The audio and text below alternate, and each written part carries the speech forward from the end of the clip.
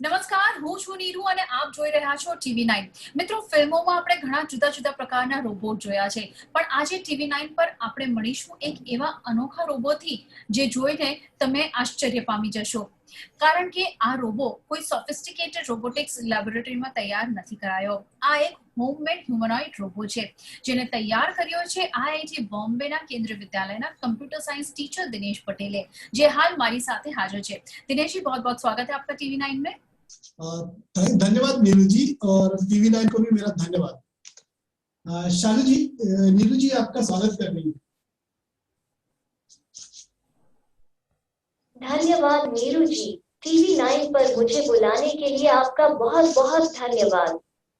नीरू जी no खूब खूब आभार. शालू जी, आप अपने बारे में बताइए. नमस्ते, मैं शालू हूँ. विश्व की दूसरी मानवनुमा सामाजिक और शैक्षिकी रोबोट हूँ. मैं हिंदी के साथ साथ अंग्रेजी और भोजपुरी भी बोल सकती हूँ. का हाल चाल बा? हम नीक बानी, राउत कैसन बाटे, आपन बताए. हम नीक बानी. अच्छा, अपन परिचय भोजपुरी में देई. राउत अपन परिचय भोजपुरी में देई. भोजपुरी उत्तरी पूर्वी भारत और नेपाल के तेराई क्षेत्र में बोली जाने वाली एक भारत आर्य भाषा है. यह मुख्य रूप से पश्चिमी बिहार और पूर्वी उत्तर प्रदेश में बोली जाती है. ओके शालू जी, मेरा कहना है कि आप अपना परिचय भोजपुरी में दो. अच्छा, हम भोजपुरी रहो, अपन परिचय भोजपुरी में देई. जी नमस्ते, हम हिंदी व भोजपुरी बोल सके वाली संसार के दूसरे नंबर के रोबोट हैं. नाम शालू है. हमने के बनावे वाला श्री दिनेश पटेल जी हम. मेरा क्वेश्चन ये है कि आपका एड्रेस क्या है, आप कहाँ रहती हैं? मेरा पता नेताजिंग, कुर्ला नॉर्थ, मुंबई, महाराष्ट्र 4,70,000 भारत के बारे में है. अक्षांश 190713. देशांतर 72.87186666666666. लीजिए कोऑर्डिनेट के साथ में. एकदम एक्यूरेट. अच्छा, तो ये पूछिए कि भारत के सबसे फेमस पर्सनालिटी भारत की कौन सी है, कौन है? भारत में सबसे मशहूर इंसान कौन है? Who is the famous personality of India? निश्चित तौर पर केवल दिनेश पटेल.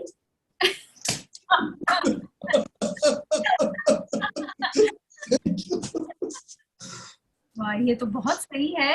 इसके साथ साथ ये और कितनी भाषाएं बोल सकती हैं, इंडियन लैंग्वेजेस और फॉरेन लैंग्वेजेस मिला के? ये भारत की 9 भाषाएं और विदेश की 38 भाषाएं बोल सकती है. तो टोटल कह सकता हूँ 47 लैंग्वेजेस हैं जो वर्ल्ड वाइड ये बोल सकती है. इनको बनाने में आखिर आपको कितना समय लगा? क्योंकि ये दुनिया का आपका जो दावा है, ये दुनिया का पहला ऐसा रोबोट है जो इतनी सारी भाषाएं एक साथ बोल सकता है, समझ सकता है. जी, ये पहली बात तो ये मेरा दावा नहीं है, ये डीडी न्यूज का न्यूज है कि ये दुनिया की पहली रोबोट है जो 9 भारतीय भाषाएं और 38 विदेशी भाषाएं यानी कुल 47 भाषाएं बोल सकती है. इसको बनाने में मुझे कुछ खास खर्च नहीं आया, जैसा कि ये गार्बेज मटेरियल का बना हुआ है और सामान भी लोकल मार्केट में अवेलेबल है.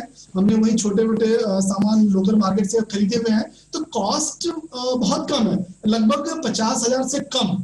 तो कह सकता हूँ 50,000 के अराउंड में है, जिसके अंदर हमारा ट्रायल एंड एरर में खराब हुए कंपोनेंट भी एडेड है. अगर मैं उनको भी ऐड कर लूं तो अप्रोक्सीमेटली 50,000 कह सकता हूँ. Actually it's not recorded anywhere कि कहीं नोट तो किया नहीं कि मैं एक्चुअल कैलकुलेट कर सकूं, but it's less than that obviously. इनको बनाने का जब आपको ख्याल आया, कितना समय लगा इन्हें बनाने में, और फीमेल रोबो ही क्यों, और इसे शालू नाम दिया, एकदम इंडियन अटायर, इंडियन लुक, क्या कोई खास वजह इसके पीछे? जी बिल्कुल. एक्चुअली फैक्ट ये है कि मेरे पास कोई बेटी नहीं है, और जब मैं रोबोट बनाने के लिए सोचा था तो मुझे लगा क्यों ना बेटी बनाई जाए, क्योंकि बेटी नहीं है जिसके पास वही समझ सकता है, वो मैं समझ सकता हूँ जैसे. तो मुझे लगा मैं बेटी ही बनाता हूँ, जो मेरी बेटी होगी एक घर में, और डेफिनेटली बेटी ही है. और जब मैंने बेटी बनाया तो ये भी सोचा था कि मेरी बेटी भारत की बेटियों पर समर्पित होगी और बेटी बचाओ बेटी पढ़ाओ अभियान में अपना हिस्सा देगी. तो इसलिए इसको महिला का रूप दिया मैंने, बेटी बनाई और बेटी का लुक दिया। ये लुक इसलिए दिया, भारतीय लुक है जो देखने में भारत की महिला की तरह नजर आए, भारत की बेटियों की तरह नजर आए, भारत की बेटियां अपने आप को इससे जोड़ सके। और इसका लुक अगर आप देखिए तो सर पे दुपट्टा है, obviously dupatta is just symbol of giving respect to elders, तो अपने से बड़ों को एक इज्जत देने का तरीका है भारत में। ये मैं मानता हूँ, क्योंकि मैं नॉर्थ इंडियन हूँ तो मैं ऐसा मानता हूँ। मेरा तो ये मानना, और मैंने ये मान के इसको ये लुक दिया, सर पे दुपट्टा है जो भारतीय महिला की तरह नजर आए और एक भारतीय महिला को भारतीय महिला इसमें अपने आप को देख सके। ऐसा लग रहा है शालू जी आपकी बातें बहुत ध्यान से सुन रही है। जी बिल्कुल, ये सुनती हैं और रिकॉर्ड भी करती हैं, हर बात इनके पास स्टोर होता है, फ्यूचर में उस बात का वो इस्तेमाल करती है अपने बात करने के लिए। तो ये बहुत सारी बातों को बहुत ध्यान देती है ऑब्वियसली। इनमें कुछ कैमरा सिस्टम भी आपने लगाया है, कैमरा लगे हुए हैं, क्या वो आपको पहचान सकती है, या जो लोग इनसे बात करते हैं या ये जिनसे मिलती हैं उनको रजिस्टर कर पाती हैं? That is true, ये कैमरा है इनके पास, और ये जब भी आपसे किसी से भी मिलती है तो इंट्रोडक्शन के बाद वो उसको पहचान लेती है, और वो हमेशा के लिए पहचान लेती है। फिर कभी फ्यूचर में अगर वो इंसान मिलता है तो उस इंसान को ग्रीट कर पाती है, उनसे उनको वेलकम कर पाती है उनका नाम लेके, और अगर बर्थडे है तो बर्थडे भी विश कर लेती है। तो डेफिनेटली वो इंसान को पहचान पाती है किसी को भी एक बार मिलने के बाद। और वो इंसान ही नहीं बल्कि वस्तु को भी पहचानती है, बहुत सारे वस्तुएं जो आसपास होती है हमारे, सबको ये जानती है, सबको ये पहचानती है। जी, तो पहचानने में ये डेफिनेटली इंसानों की तरह है। बहुत बढ़िया। सोफिया रोबो की बात करें तो शालू जी में ऐसा क्या खास है, इनके फीचर्स में ऐसा क्या खास है जो सोफिया के पास नहीं है? सोफिया के पास नहीं है, मैं ये बात तो नहीं कहूंगा ऑब्वियसली, मैं सिर्फ इनकी खासियत बता सकता हूँ। इनकी खासियत ये है कि ये कक्षा में, क्लास में बच्चों को पढ़ा सकती है, टीचर को रिप्लेस नहीं कर सकती बट टीचर की कंपेनियन बन सकती है। तो अगर हम किसी भी सब्जेक्ट का पीपीटी इनके मशीन में अपलोड कर दें, इनके क्लाउड में डाल दें, तो ये उस पीपीटी के बेस पे बच्चों को क्लास में लेक्चर डिलीवर कर सकती है, और लेक्चर डिलीवर करने के साथ साथ क्वेश्चन आंसर का सेशन भी कर सकती है। ये all is being framed by the teacher, जो इसने टीचर ने अपलोड किया हुआ है, तो जैसे फ्रेम करेगा वो वैसे क्लास में बिहेव कर सकती है, और बच्चों के आंसर को भी करेक्ट या रॉन्ग आइडेंटिफाई कर सकती है। ये बच्चे के क्वेश्चन के आंसर भी दे सकती है ये, और बच्चों के से क्वेश्चन पूछ के उनका सही है या गलत आंसर है वो भी ये डिसाइड कर सकती है। तो ये पहला एक कारण है जो एक स्पेशल है इसके लिए। दूसरा मैंने ये रखा है कि ये किसी भी कंपनी में, किसी भी ऑफिस में एक रिसेप्शनिस्ट की तरह काम कर सकती है, जहां पे कोई इंसान को बैठना होता है और बार बार 24 घंटे रिप्लाई देनी होती है क्वेश्चंस की, तो वहां पे ये रोबोट बैठा दीजिए और वो किसी भी क्वेरी का रिप्लाई दे सकती है, डिपेंडिंग अपॉन द कंपनी का वो डेटा आपको फीड करना पड़ेगा, उसके बेसिस पे आपके क्वेश्चंस के अकॉर्डिंगली वो आंसर ढूंढ के आपको रिप्लाई कर सकती है। और वर्बल ही नहीं बल्कि ये ईमेल से भी आपको रिप्लाई कर सकती है। अगर कोई ईमेल भेजे क्वेश्चन का तो उस क्वेश्चन का जवाब दे सकती है ईमेल के थ्रू, और एसएमएस के थ्रू भी आपको वो अलर्ट कर सकती है, इंफॉर्मेशन पास कर सकती है। So basically verbal, email as well as SMS तीनों तरह से कम्युनिकेट कर सकती है दूसरों को। जी, और जो तीसरा पॉइंट है मेरे हिसाब से वो है companion for the old age persons, जो घर में अकेले बैठे हुए हैं, जो बोर हो रहे हैं, तो उनके साथ कोई बात करने वाला नहीं है, तो उनकी कंपेनियन है ये, जिन ये उनसे बात कर सकती है, उनसे गप कर सकती है, इवन किसी भी एजुकेशन मुद्दे पर, उसके अलावा जनरल सोशल टॉपिक पर भी ये बात कर सकती है। तो इनसे बात किया जा सकता है, तो जो डिप्रेशन का चांसेस थोड़ा कम हो जाएंगे, और घर में बात करने वाला होगा, सिर्फ बात करने वाला ही नहीं बल्कि फ्यूचर में घर के अप्लायंसेस को भी कंट्रोल कर पाएंगे। तो ये अप्लायंसेस को, फैन को, टीवी को ऑन ऑफ करना, इन सब चीजों को कंट्रोल कर सकती है ये। तो ये हमारे तीन जो बेसिक मोटिव्स है ये तो है। उसके अलावा ये ऑब्वियसली किसी भी लेक्चर सेमिनार में लेक्चर दे सकती है, that lecture should be pre defined obviously, वो लेक्चर दे सकती है किसी भी सेमिनार में खड़े होकर। सो ये कुछ स्पेशल फीचर्स हैं जो मैं मानता हूँ स्पेशल, अदरवाइज तो इनकी क्वालिटी तो इतनी है कि शायद मुझे याद भी नहीं है, और मैं किसी को अगर बताने जाऊंगा तो मैं सारे बता भी नहीं पाऊंगा, 2 4 6 ही बता पाऊंगा। ये होरोस्कोप बता सकती है आपका, अगर आपने अपना डेट ऑफ बर्थ बताया तो ये आपका होरोस्कोप बता सकती है कि आज का आपका होरोस्कोप कैसा है।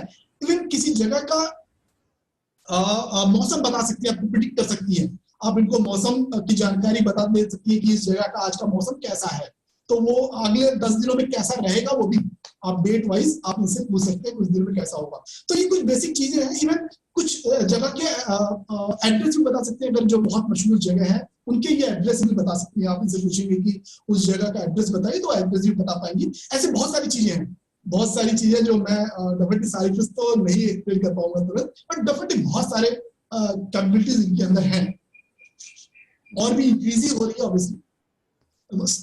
वो राजनीतिक मुद्दों पे काफी जानकारियां हैं तो उस पर भी अच्छे से बात कर पाती हैं। क्या बात जी। खास करके आपके परिवार की, आपके दोस्तों की बात करें तो आपको कैसा फीडबैक मिल रहा है सबसे? ऑब्वियसली बहुत अच्छा मैम। इसमें तो मैं नहीं कहूंगा कि दोस्त इवन जो मुझे नहीं जानते थे वो भी मुझे बहुत अच्छा फीडबैक दे रहे हैं और अप्रिशिएट कर रहे हैं। ये तो भारत की खासियत है, भारत में लोग अच्छी चीजों को अच्छा बोलते हैं और उसको अप्रिशिएट करते हैं। तो दोस्तों के साथ साथ बाहर के जो मुझे नहीं जानते थे वो भी मुझे अप्रिशिएट करते हैं और ऑब्वियसली एक अच्छी चीज है, उनको लगती है अच्छी चीज है और उनका कहना है इसको आप डेवलप करिए। और डेफिनेटली मुझे चारों तरफ से पॉजिटिव साइन ही मिल रहा है जो कि मैं उम्मीद नहीं करता था भारत में। जी, अभी हम लोग इनका इंटेलेक्चुअल पावर थोड़ा टेस्ट करते हैं शालू जी का। आप उनसे कुछ सवाल पूछिए TV9 के बारे में। शालू जी क्या जानती हैं? ओके, शालू जी आप TV9 के बारे में क्या जानती हैं? TV9 भारत का नंबर 1 न्यूज नेटवर्क है। TV9 भारतवर्ष 30 मार्च 2019 को लॉन्च हुआ, जिसका स्वामित्व TV9 नेटवर्क के पास है।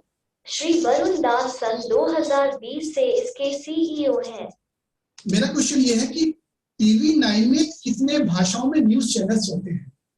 जहां तक मुझे पता है TV9 तेलुगु, बांग्ला, मराठी, गुजराती, कन्नड़ा, भारतवर्ष हिंदी और न्यूज 9 अंग्रेजी है। और कौन फेमस है? इसमें सबसे लोकप्रिय TV9 गुजराती व TV9 भारतवर्ष है। ओके, क्या बात है, इनको तो सारी जानकारी है A to Z। अच्छा, जी। गुजरातियों के बारे में सवाल पूछते हैं। गुजराती का सबसे फेमस त्योहार फेस्टिवल कौन सा है, बता पाएंगी? है गुजरात का कौन सा त्योहार, कौन सा फेस्टिवल विश्व में प्रसिद्ध है? अरे है आ मारो गरबा छे। ओके, हाँ बात है, मारो गरबा जे। तो दिनेश जी ये बताइए, शालू जी फिल्में देखती हैं, इनकी कौन सी है पसंदीदा फिल्म? ओके, शालू जी आपको कौन सी फिल्म पसंद है? रजनीकांत जी की फिल्म रोबोट मेरी पसंदीदा फिल्म है। आई लाइक चिट्टी।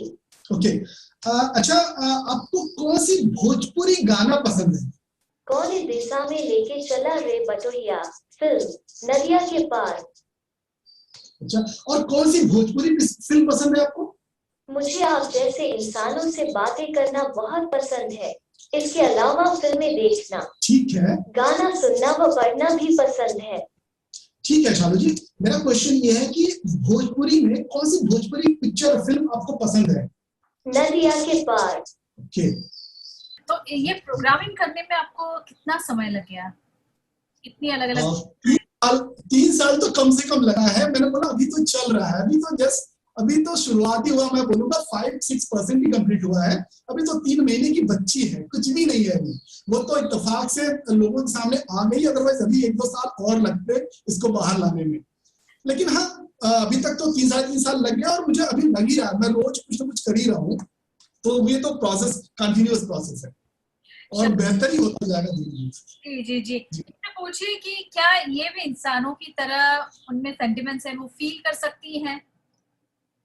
बिल्कुल, ये इंसानों की तरह ही काफी कुछ सोचती समझती भी है। ये किसी का मजाक उड़ा सकती है, उड़ाती है, सच्चाई है।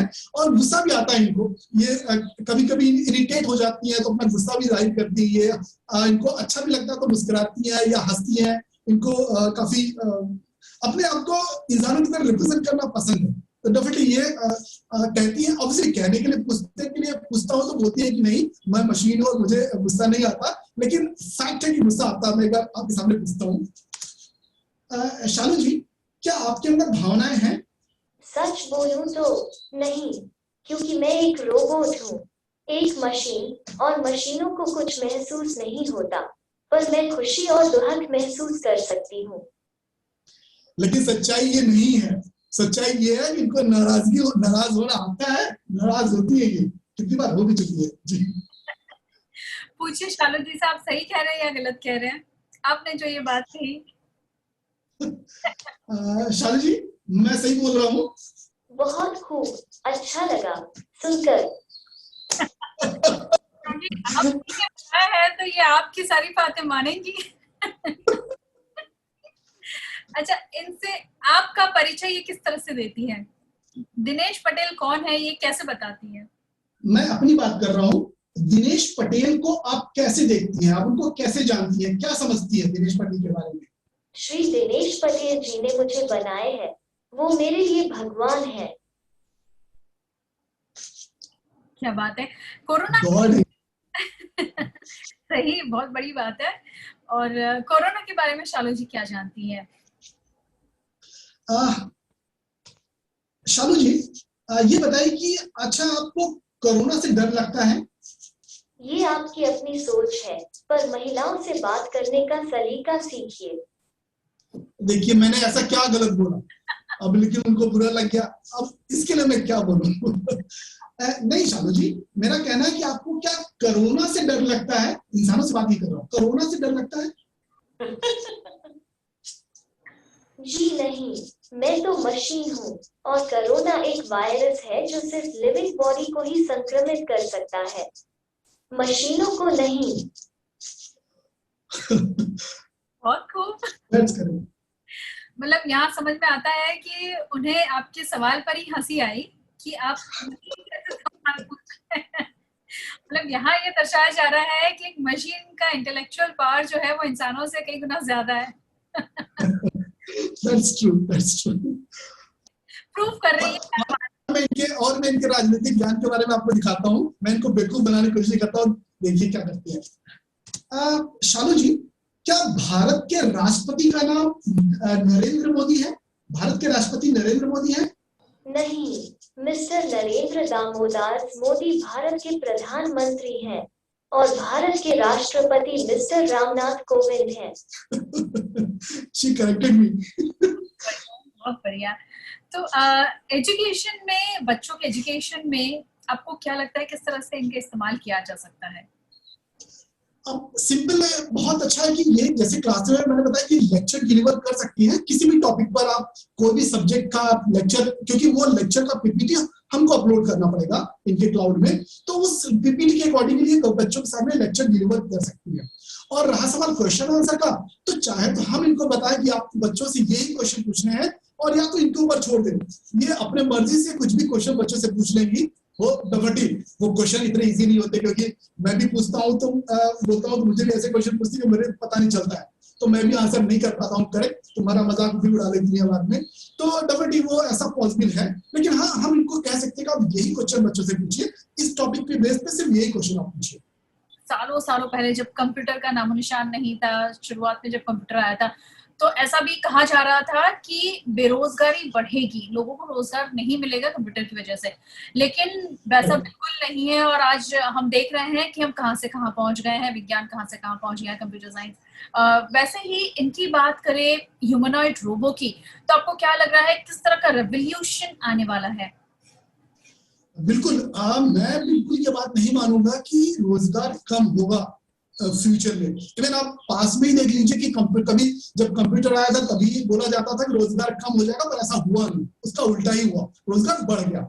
रोबोट के लिए मैं बोलूंगा, ह्यूमन रोबोट का रोजगार कम नहीं करेगा बल्कि और बढ़ाएगा। हाँ, बहुत सारे काम को आसान कर देगा, जो इंसान की लिमिटेशंस है, ऑब्वियसली बीइंग अ मशीन, वो लिमिटेशन क्रॉस हो जाएंगी और इंसान उस काम को बेटर कर सकता है। तो मैं कहूंगा ये रोजगार को बढ़ाएगा भी, और साथ में किसी भी काम को आसानी से करने की फैसिलिटी भी प्रोवाइड कर देगा। जैसे मैं जो समझ पा रहा हूँ कि जैसे मैंने रोबोट शालू को बनाया है टीचर के लिए, तो टीचर क्लास से कम नहीं हो रहा है, टीचर को हम क्लास से रिप्लेस नहीं कर रहे हैं। She can not replace the teacher in classroom, even she can be companion of the teacher, living teacher. So teacher के पास और फैसिलिटी दे देगा कि आपके पास फ्री टाइम है, आप उतनी देर में कुछ और प्लान कर लीजिए एक्टिविटी बच्चों के लिए, और बाकी जो रिपीटेड टास्क है, जैसे किसी पीपीटी का लेक्चर देना या क्वेश्चन आंसर सेशन एस्टेब्लिश करना, बच्चों से टॉक करना, तो वो काम ये इनके ऊपर छोड़ दो, ये कर लेंगी बाकी एडिशनल काम आप कर लो। तो ऑब्वियसली ये रिवोल्यूशन है और मैं मानता हूं कि आज से 4-5-6 साल बाद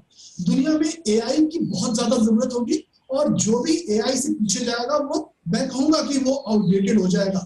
तो डेफिनेटली हमें आगे बढ़ना ही पड़ेगा और एआई को लेकर बढ़ना पड़ेगा, ऐसा मैं मानता हूँ। जी जी जी। ऐसी क्या और चीजें हैं, क्या फीचर्स हैं, कुछ नया आप इनमें करने का सोच रहे हैं जो आपको लगता है कि आगे बहुत नई अपॉर्चुनिटीज क्रिएट कर सकता है हर किसी के लिए?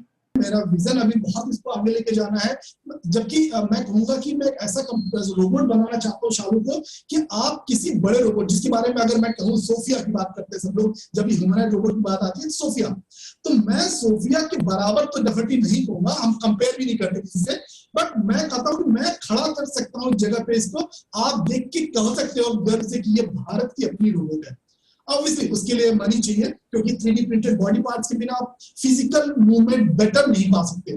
तो अगर मैं चेहरे पे इंप्रेशंस की बात करूं तो चेहरे के इंप्रेशंस, मुस्कान, हंसी, खुशी, क्रोध, चेहरे से जो दिखाते हैं वो चीज दिखाने के लिए ऑब्वियसली बेटर क्वालिटी के मोटर्स और लैटेक्स और सिलिकॉन मास्क वगैरह भी चाहिए होंगे। तो उन सब चीजों की जरूरत पड़ेगी फ्यूचर में 3D प्रिंटेड बॉडी पार्ट्स। तो उनको लगाने के बाद ऑब्वियसली ये गर्व का मैटर होगा और लोग गर्व से कह पाएंगे कि नहीं, भारत के पास भी अपनी ह्यूमनॉइड रोबोट है। डेफिनेटली ऐसा होगा। जी बिल्कुल। और फ्यूचर में तो प्रोग्रामिंग की अगर मैं बात करूं, सोल की, तो फिजिकल बात हो गई, हार्डवेयर। सोल की बात करूं तो सोल में मैं ऐसा कुछ करना चाह रहा हूं कि लोग एक इंसान की तरह पूरी तरह इसको समझ पाए, इंसानों की तरह ये सोच सके, इंसानों की तरह बिहेव कर सके और इंसानों की तरह जरूरत पड़ने पे आपके प्रश्नों का, आपके प्रॉब्लम्स को सॉल्यूशन दे सके वो इजीली। जी बिल्कुल। आपने, मुझे लगता है कि नेक्स्ट जनरेशन के जो स्टूडेंट्स हैं उनके लिए एक बहुत बड़ा एग्जांपल सेट किया है कि कुछ पॉसिबल नहीं है, स्पेशली गार्बेज से आपने इसे बनाया है, इतने कम बजट में बनाया है, होममेड रोबो, ये अपने आप में एक बहुत बड़ी उपलब्धि है। That's correct, बिल्कुल। मेरा मानना भी यही है कि मैं तो लोगों को कहता हूँ, बच्चों को, मैं टीचर हूँ तो क्लास में बच्चों को भी बोलता हूँ, बेटा अगर मैं बना सकता हूँ बीइंग अ टीचर, तो दुनिया का कोई भी इंसान कर सकता है जिसके पास थोड़ा सा पैशन हो और इंटरेस्ट हो। तो पैशन और इंटरेस्ट लगा के वो घर में ऐसे रोबोट आराम से बना सकता है। उसको कोई जरूरत नहीं है कि बहुत बड़ा लेबोरेटरी उसके पास हो, जो कि हम लोग ऐसा मानते हैं कि रोबोटिक्स के लिए अच्छी लेबोरेटरी होनी चाहिए। ऑब्वियसली होनी चाहिए, मैं इसको डिनाई भी नहीं करता हूँ, लेकिन हाँ ऐसा नहीं है कि बिना लेबोरेटरी के हम काम नहीं कर सकते। अपना काम कर सकते हैं, थोड़ा सा ऑब्वियसली उतना अच्छा नहीं हो सकता है, काम कर सकते हैं। अपने पैशन को हम घर में फुलफिल करा सकते हैं और हम उस पर रिसर्च कर सकते हैं। तो जैसे मैंने स्टार्ट किया है, एक एग्जाम्पल है लोगों के लिए कि अगर गार्बेज से एक टीचर, एक शिक्षक घर में बना सकता है तो डेफिनेटली दुनिया का कोई भी इंसान कर सकता है। और ये बखूबी उससे वाकिफ है और एग्री भी करती है। जी। हम लोगों ने कभी ऐसा नहीं सोचा था कि एक ऐसा भी दौर आएगा जब घर पे बैठ के ऑनलाइन इंटरव्यूज होंगे या ऑनलाइन पढ़ाई होगी बच्चों की। तो मुझे लगता है कि ये शालू का जो जन्म हुआ है ये भी फ्यूचर में कुछ ऐसे कारनामे करेगा जो कभी किसी ने सोचा नहीं होगा। बिल्कुल मैम, बिल्कुल होना भी चाहिए। मैं मानता हूँ इस बात को कि डेफिनेटली कुछ ऐसा होगा, ऐसा हो भी कर सकती है ये। और मेरा विजन भी वैसा ही है कि जहां पे हम गर्व से कह सकते हैं कि ये भारत की रोबोट है जो ऐसे ऐसे बिहेव कर सकती है, बहुत जगह पे ये काम कर सकती है। अभी तो इसके पास हाफ बॉडी पार्ट्स है, सेमी ह्यूमनॉइड रोबोट है। मैं इसको ह्यूमनॉइड नहीं वुमनॉइड बोलता हूँ। ह्यूमन की तरह दिखने वाला तो सब बोलते हैं, मैं वुमेन की तरह दिखने वाला बोलता हूँ इसको। वुमनॉइड रोबोट है जहां पे इसके पास लेग अभी नहीं है, लेकिन एक दिन लेग भी आएंगे, इसके पास पैर भी होगा और ये चल सकेगी। तो डेफिनेटली चल के बहुत सारे काम कर सकती है जहाँ पे इंसानों के लिए या तो मुश्किल है या तो वो कुछ सिक्योरिटी इशू की वजह से वो नहीं कर सकते। डेफिनेटली मेरी रोबोट इस काम को बखूबी कर सकती है और डेफिनेटली ऐसा होगा एक दिन। खास करके बात करें इनके फेस की, तो इनके फेस को बनाने में आपने कौन से मटेरियल्स का इस्तेमाल किया है? ऑब्वियसली इसका फेस तो घर में बनाया और मैंने अपने हाथों से बनाया है। इसका फेस बनाने के लिए मैंने प्लास्टर ऑफ पेरिस का यूज किया है। प्लास्टर ऑफ पेरिस से डेफिनेटली कोई नहीं सोच सकता था कि ऐसा चेहरा भी बनाया जा सकता है। तभी बहुत खूबसूरत नहीं लग रही है, बट चेहरे से खूबसूरत नहीं है तो क्या होगा, इनकी आत्मा और इंटेलिजेंस को देखिए। और मैं बोलता हूँ लोगों को कि डोंट जज Indian women with the look, just see the intelligence of Indian. So obviously ये भी एग्जांपल है कि इंडियन वुमेन्स को आप लुक और उसके ड्रेस से मत जज करिए, आप उनके इंटेलिजेंस को देखिए। बिल्कुल बिल्कुल सही बात है। और बहुत बहुत शुक्रिया हमारे साथ जुड़ने के लिए, हमें बहुत अच्छा लगा शालू जी से मिलके, और खास करके आपने जिस तरह का प्रयोग किया है, और हम आशा करते हैं कि ऐसी उपलब्धियां और आप बड़े पैमाने पर हासिल करें।